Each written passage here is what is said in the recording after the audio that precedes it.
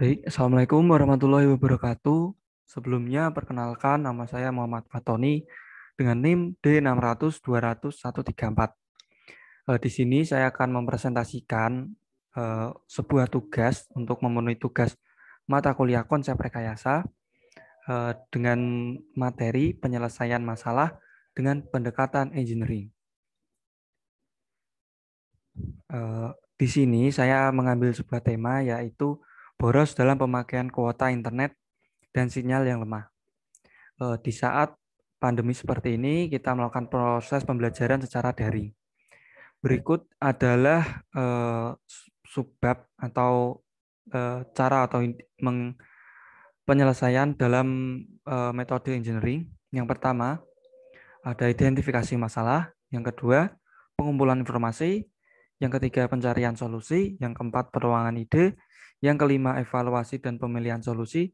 Dan yang terakhir adalah implementasi. Masuk pada poin pertama, mengidentifikasi masalah.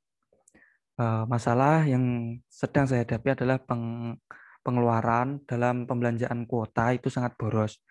Yang kedua, kuota atau jaringan internet di daerah saya itu kurang stabil dan sangat lemot.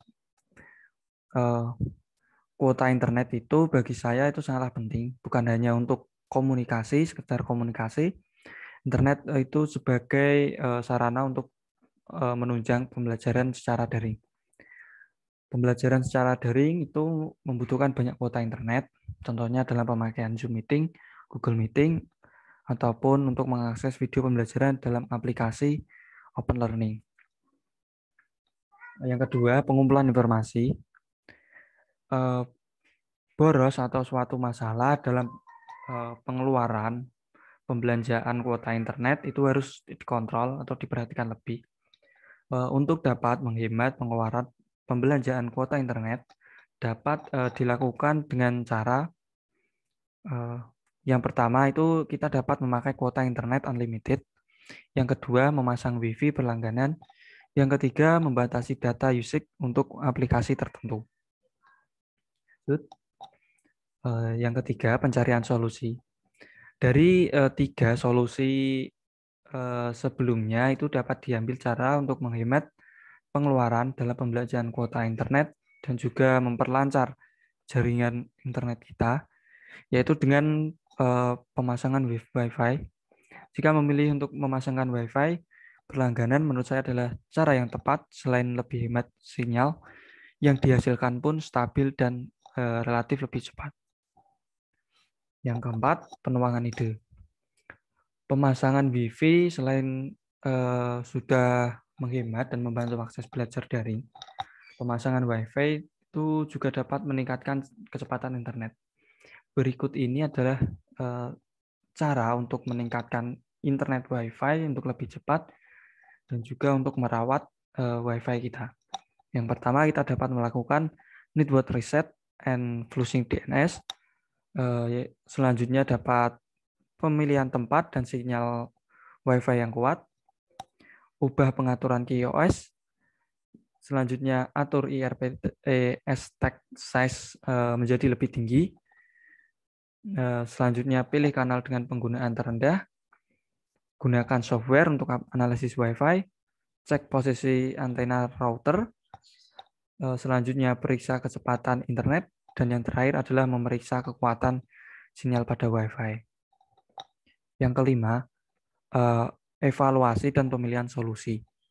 Penggunaan smartphone dalam kehidupan sehari itu sudah menjadi hal yang sangat wajar dalam pembelajaran daring. Selain sinyal Wi-Fi yang sudah diperhatikan, tapi koneksi internet itu menjadi lambat. Salah satunya adalah penyebabnya adalah dari smartphone itu sendiri. Kemudian bagaimana cara mengatasi smartphone yang istilahnya lemot itu, kita dapat menggunakan cara-caranya sebagai berikut. Yang pertama, gunakan tampilan smartphone ketika melakukan browsing. Yang kedua, mematikan tethering jika tidak digunakan. Yang ketiga, pemblokiran iklan. Dan yang keempat, rutin membersihkan cache. Mungkin jika perawatan Wi-Fi dan juga perawatan smartphone rutin dilakukan,